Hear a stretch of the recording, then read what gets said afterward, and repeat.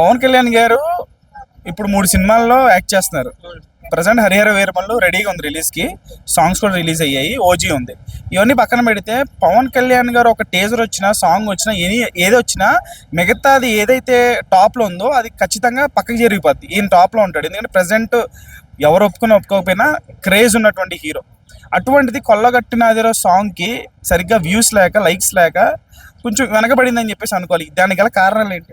అంటే slow song కాబట్టి కిరవాణి గారిది ఎప్పుడైనా స్లోగానే మంచిగా ఎక్కుతుంది. ఇప్పుడు మీరు అంటే తెలుసో తెలీదో అన్నమయ్య సాంగ్స్ కానీ, అన్నమయ్య సినిమా కానీ రిలీజ్ అయిన 4 రోజులకే ఫ్లాప్ అని చెప్పారు. కానీ ఇప్పుడు తిరిగి చూస్తే హిస్టారికల్ మూవీస్లో అన్నమయ్య నెంబర్ 1 ఉంటుంది.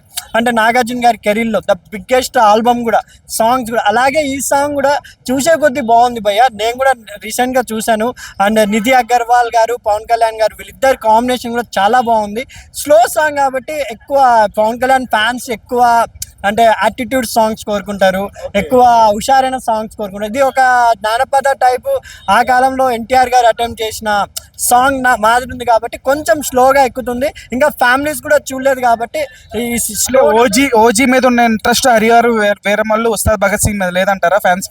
అంటే ఇది హిస్టారికల్ మూవీ ఫస్ట్ టైం చేస్తున్నారు పవన్ కళ్యాణ్ గారు. అదైతే సేఫ్ ప్రాజెక్ట్ కదా. ఓజీ అంటే ఒక గ్యాంగ్స్టర్, ఆ తమన్ బ్యాక్గ్రౌండ్ మ్యూజిక్కే సగం మంది అప్పుడే థియేటర్ని మొత్తం తగలబెట్టేశారు.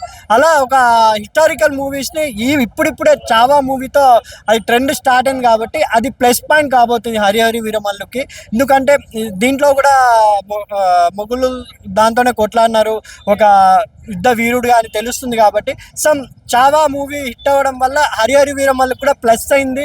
కంపల్సరీ ఇది కూడా పవన్ కళ్యాణ్ గారి సినిమా కెరీర్లో ఒక బిగ్గెస్ట్ బ్లాక్ బస్టర్ అవుతుందని అనుకుంటున్నాను భయ్య.